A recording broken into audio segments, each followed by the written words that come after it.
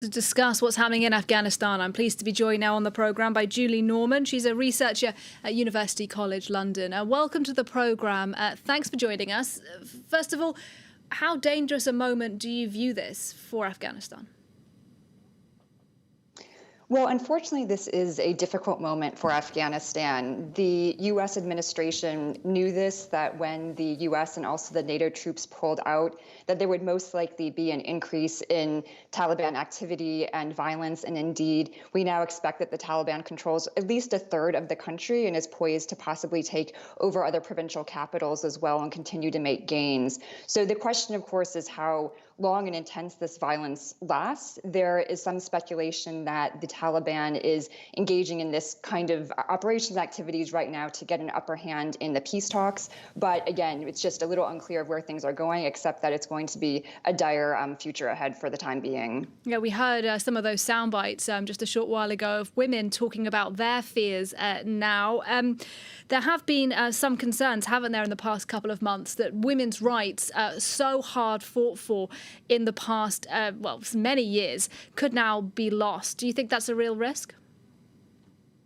Well, that's certainly a very prime concern. There have been numerous gains made by women, by civil society more broadly over the past 20 years. And one of the real concerns with the U.S. and NATO pullout without any kind of peace agreement in place is that many of those gains will be rolled back, especially if the Taliban does take control of the state, if they are the primary actors in the government. There are specific concerns about women's rights being rolled back to kind of prior ways. And unfortunately, there's much concern on the ground for this. The Taliban is saying that they have changed some of their policies since the past, but obviously what we're seeing on the ground is real concern that women will really suffer from potential Taliban control. Yeah, and just how strong do you think the Taliban is at the moment? We understand, as you said, they probably control about a third of the country, but for the moment that isn't big cities like Kabul. Do you think Afghan government forces will continue to be able to hold those cities? Well, the real concern right now is that the Afghan army will not be able to control those cities with the NATO and U.S. withdrawal. There's real concern, of course, around Kabul in particular. A lot of U.S. emphasis right now on trying to secure the Kabul airport and Kabul more broadly upon their withdrawal, but that's going to be difficult. The Taliban also controls several border crossings at this point, including with Tajikistan. And what we've seen so far is that often in these situations, the Afghan army either just surrenders or, in the case of the Tajikistan border, just fled over the border. So right now, we're not seeing the kind of holding of territories that the U.S. and allies were hoping to see from the Afghanistan army at this point. But that's the kind of area where they will try and provide support, provide some kind of bolstering. But it's going to be very difficult for the army to push back against the Taliban's advances. Yeah, and on that Tajikistan border that you mentioned, and we've heard news today that Russia is saying it's willing and to help secure the border.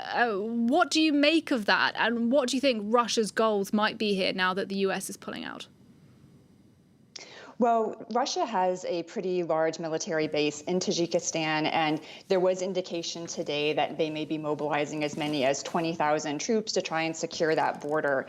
Again, one of the concerns for Afghanistan is that not only the domestic concerns, but that the conflict could spill over borders as well. And especially when we saw Afghan troops flee into Tajikistan, there's worries of potential refugee flows over borders as well. So there's interest for Russia to try and secure that border for Tajikistan, and that's one area that we know the U.S. and Russia discussed at the summit with Biden earlier in June to try and secure some of those border areas. Now, we know that the president of Afghanistan, Ashraf Ghani, wants a ceasefire.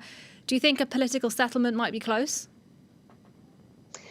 It's going to be difficult. The peace negotiations and talks have really stumbled and stalled over and over again.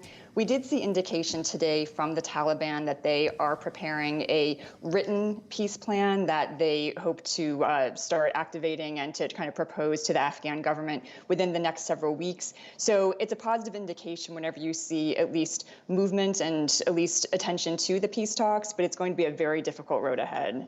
Julie Norman talking to us there from